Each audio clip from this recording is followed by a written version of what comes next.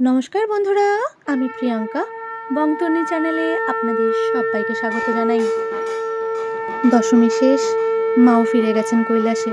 কিন্তু এবছর শারদীয়ায় যে চমকগুলো মা রেখেছিলেন আমাদের জন্য, সেই চমকগুলো কিন্তু আমরা বছরের পর বছর ধরেই মনে রাখব। সেটা মায়ের আসার 2 মাস আগে আপামর জনসাধারণের রাস্তায় নেমে জাস্টিস পাওয়ার কথাই হোক, কিংবা ভোর 5টার সময় অষ্টমীর অঞ্জলি দেওয়াই হোক, কোনোটাই আমাদের মন থেকে সহজে মুছছে না। মায়ের আসার আনন্দটা যতটা আমরা উপভোগ করি, মায়ের ফেরার সময় মনটা ভারাক্রান্ত হয়ে ওঠে। তাই চলুন আজ মন খারাপ না করে অষ্টমীর দিন আমরা কী করলাম সেগুলো সব আপনাদেরকে জানাই। এবছর অষ্টমী এবং নবমী একই দিনে পড়েছিল, কিন্তু সব থেকে মজার ব্যাপার হলো এবছরের অষ্টমীর অঞ্জলি আমাদের সারতে হতো ভোর 5:30টার মধ্যে। তাই আমাদের পাড়ার পুজো কমিটির নির্দেশ অনুসারে আগের দিন রাত্রে পুজোর বাটাটা দিয়ে আসার কথা ছিল, কিন্তু বাটা দেওয়ার সময় শুনলাম রাত 11টার আগে বাটা নেওয়া হচ্ছে না। তাই আমি আর সময় নষ্ট না করে তন্নিকে নিয়ে পাশে একটা রেস্টুরেন্টে গেছিলাম। ওই রেস্টুরেন্টটা তন্নি ভীষণ ভালোবাসে যেতে, কারণ ওখানে অ্যাকোয়ারিয়ামে বিভিন্ন ধরনের মাছ আছে, আর ওই মাছগুলো দেখতে তন্নি ভীষণ ভালোবাসে। তারপর রাত 11টার সময় আবার আমরা যাই বাটা দিতে। যে নামটা আপনারা দেখলেন, সানভি চৌধুরী, কে বলুন তো? হ্যাঁ, ওটা তন্নিরই ভালো নাম। তারপর তন্নি তো তন্নি, সে কোলে থাকার মানুষ, সে তার মামাদের কোলে ঠাকুরকে সামনে থেকে দর্শন করে তারপর আমাদের কোলে চেপে বাড়ি ফিরল। পরের দিন সকাল সকাল মায়ের স্মৃতিটা কানে আসলো, শুনুন একবার। কিন্তু ভেবেছিলাম তাড়াতাড়ি করে রেডি হব, মেয়ের শরীরটা খারাপ থাকায় একবার ভেবেছিলাম এবারে বোধহয় অঞ্জলিটা দিতে পারবো না। মেয়ে সকাল থেকে ঘ্যান ঘ্যান করছিল, দেখুন 4:43 বাজে, তবুও আমাকে ও ছাড়ছিল না। তারপর যখন ঘড়িতে দেখলাম প্রায় 5টা বাজতে চলেছে, তখন না পেরে মাকে ডাকলাম। মা যেহেতু সকাল সকাল ঘুম থেকে ওঠেন, তাই খুব একটা কষ্ট হয়নি। মা ওকে ধরার পর আমি স্নান সেরে রেডি হয়ে ওর মিমির কাছে গেলাম, বললাম চল অঞ্জলিটা দিয়ে তাড়াতাড়ি তন্নির কাছে ফিরতে হবে। এই যে পাখির কলরবটা আপনারা শুনলেন, এটা কিন্তু কোনো মিউজিক নয়, এটা সত্যিকারেই ওই দিনকে যখন আমরা রাস্তা দিয়ে হাঁটছিলাম, পাখির কিচিরমিচিরটা যখন শুনছিলাম, মনে হচ্ছিল আমরা সকালবেলা যারা উঠতে পারি না তারা কত কিছু মিস করি। তারা সত্যিই লাকি যারা সকালবেলাটাকে উপভোগ করতে পারেন।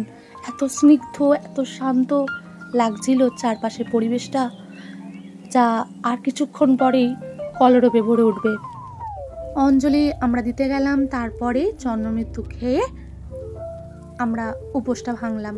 তারপর দেখলাম পাড়া থেকে টিফিনের ব্যবস্থা করা হয়েছে, যেটা আমার দেখতে ভীষণ ভালো লাগছিল। আমার কাছে প্রথম শুনলাম নাকি গত বছরও এরকম নিয়ম হয়েছিল, যদিও গত বছর আমরা অঞ্জলি দিতে পারিনি। বাড়ি ফিরে মা বলল তন্নি একদমই কিছু খাচ্ছে না, ওর ঠান্ডা লাগায়। আমি বললাম গরম গরম দুধ দাও, দেখি ও খায় কিনা। ওকে গল্প বলে টিভিতে কার্টুন দেখিয়ে সামান্য একটু দুধ খাওয়াতে পেরেছিলাম। দেখুন মেয়েটা কতটা নেতিয়ে আছে। আমাদের মাদের কাছে বাচ্চাদের এরকম চুপচাপ থাকাটা যেন কঠিন শাস্তির সমান। বাচ্চা যখন ভীষণ দুরন্ত, ভীষণ দুষ্টুমি করে, তখন আমরা হয়তো রাগের বশে বা বিরক্ত হয়ে বলে থাকি একটু চুপ করে বস না বাবু, কিন্তু সেই বাচ্চাই যখন চুপ করে বসে থাকে তখন নিজেকে ভীষণ অপরাধী মনে হয়। সেই দিনগুলোর কথা মনে করে যেদিনকে ওকে আমরা বকে বলেছিলাম একটু চুপ কর। মায়ের জাত বোধহয় এরকমই হয়, বাচ্চাকে বকে নিজেই মনে মনে কষ্ট পাওয়া। তারপর কি মনে হলো, ওর সোনামাকে ফোন করে বললাম আয় তো তন্নিকে নিয়ে একটু মায়ের কাছে যাই। মায়ের পুজো, মায়ের সন্তানই যদি বাড়িতে বসে থাকে কেমন লাগে, যাই মায়ের কাছে তন্নিকে নিয়ে যাই, হয়তো মাই ঠিক করে দেবেন তন্নির শরীর। যেমন ভাবা তেমন কাজ। আর মিরাক্কেল দেখুন, যে বাচ্চাটা মায়ের কোল ঘেঁষে রয়েছিল, নিচে নামতে চাইছিল না, খেতে চাইছিল না, আর সেই তন্নি সারা রাস্তা দৌড়ে বেড়াচ্ছে, কিছুতেই কোলে উঠবে না। আমি স্বস্তি নিঃশ্বাস ফেললাম। তারপর ওকে যখন দেখলাম একটু স্বাভাবিক হয়েছে, ভাবলাম আর একটু ঘোরাই। চলে গেছিলাম পাশে স্টার মলে। তন্নি যেহেতু কিছু খায়নি সকাল থেকে, সেরকম ভাবলাম একটু যদি ওর খাওয়ার মতো কোনো চটপটা খাবার ওকে খাওয়ানো যায়। যদিও তন্নিকে আজ পর্যন্ত আমি বাইরের কোনো খাবার খাওয়াইনি, এমনকি চিনিও ও এখনো জানে না টেস্ট কেমন।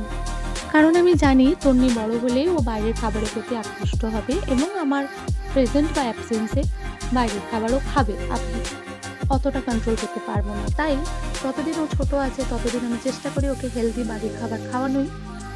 আমরা যারা এখনকার মা তারা কিন্তু খুব সচেতন বাচ্চার হেলথ নিয়ে। আমরা যারা 90 শতকে বড় হয়েছি আমাদের কিন্তু বাইরের খাবার প্রতি অতটা অ্যাট্রাকশন ছিল না এবং বাড়ি থেকে অ্যালাউ করা হতো না। আর সব থেকে মূল কথা, সহজলভ্য ছিল না। 9 মাসে 6 মাসে একবার খেতাম। কিন্তু বর্তমান দুনিয়া এতটাই ফাস্ট হয়ে গেছে যে একটা জাস্ট ফোনে কিপ্যাড টিপলেই আপনার বাড়ির দোরগড়ায় চলে আসছে খাবার, এবং সেই খাবারগুলো দেখে কিন্তু বাচ্চারাও অ্যাট্রাক্ট হয় এবং তারাও খেতে চায়। তাই আমি চেষ্টা করি বাইরের খাবার যতটা অ্যাভয়েড করা যায়। হ্যাঁ, আমি বাইরের খাবার খাই, কিন্তু অফলাইনে খাই। যতটা তন্নিকে বাইরের খাবার থেকে অ্যাভয়েড করা যায় আমি চেষ্টা করি সেটা করার। কিন্তু এক্ষেত্রে তন্নির যেহেতু মুখে একদমই স্বাদ নেই, খেতে পারছে না একদম, তাই আমি স্টোরে গিয়ে জিজ্ঞাসা করছিলাম যে ওর যে খাবারগুলো খায় সেই স্টাইলের খাবার পাবো কিনা। যথারীতি পাইনি। শুধু একটা স্টোর ছিল যেখানে আমি ধোসা, একদম মশালা ধোসা যেটা হয়, প্লেন ধোসা হয়, আমি একটা প্লেন ধোসা অর্ডার করে দিয়েছিলাম, একদম প্লেন। কাস্টমাইজ করে বানাতে বলেছিলাম একটু ঘি বা বাটার দিয়ে, ওরা সেই মতো করেছে। তুমি জাস্ট 3-4 বাইট নিয়েছে। সাথে ফ্রাইড রাইসের ভেজ একটা কম্বো অর্ডার করেছিলাম মায়ের জন্য, তো সেখান থেকেও 2-1 বাইট ও নিয়েছে। তারপর শুরু হয়েছে আসল খেলা। এই যে এক্সেলেটরে দেখছেন 14 বার ও যাচ্ছে, আবার যখন নামছে অর্ধেক পথে কিন্তু আবার দেখাচ্ছে যে আমি আবার অফ উঠবো। দেখুন আমার কথাটা মিলছে কিনা।